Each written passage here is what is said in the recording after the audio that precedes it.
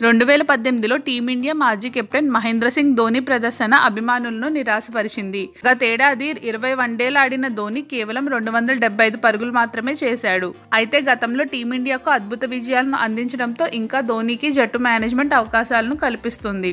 ప్రస్తుతం ధోనీ శనివారం నుంచి ఆస్ట్రేలియాతో జరగనున్న 3 వన్డేల సిరీస్కి సిద్ధమవుతున్నాడు. ఈ సిరీస్ ముగిసిన తర్వాత న్యూజిలాండ్ సిరీస్, ఆ తర్వాత ఫిబ్రవరిలో ఆస్ట్రేలియా జట్టు భారత పర్యటనకు రానుంది.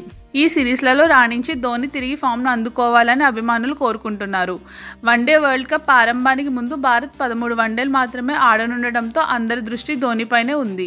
ఈ నేపథ్యంలో కెప్టెన్ మహేంద్ర సింగ్ ధోనీ భారత్ తరపున నెంబర్ 1 ప్లేయర్గా అవతరిస్తాడని మాజీ కెప్టెన్ అజారుద్దీన్ తెలిపాడు. ప్రపంచ కప్లో ధోనీ అనుభవం భారత్కు ఉపకరిస్తుందని అన్నాడు. అపార అనుభవం ఉన్న ధోనీ తన నైపుణ్యంతో వరల్డ్ కప్లో కీలక పాత్ర పోషిస్తాడని తెలిపాడు. ధోనీ అంటే తనకు ఎంతో ఇష్టమని చెప్పిన అజారుద్దీన్ వికెట్ల వెనుక నుంచి అతడు ఆటగాళ్లకు దిశానిర్దేశం చేస్తాడని పేర్కొన్నాడు.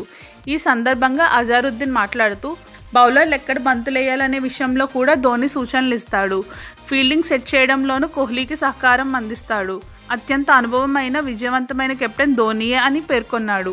కాగా వరల్డ్ కప్లో ధోనీ అనుభవం జట్టుకు ఎంత ఉపయోగమో పరిమిత ఓవర్ల క్రికెట్లో టీమిండియాకు వైస్ కెప్టెన్గా ఉన్న రోహిత్ శర్మ వెల్లడించాడు. ఇలాంటి మరిన్ని అప్డేట్స్ కోసం మన ఛానల్ను సబ్స్క్రైబ్ చేయండి.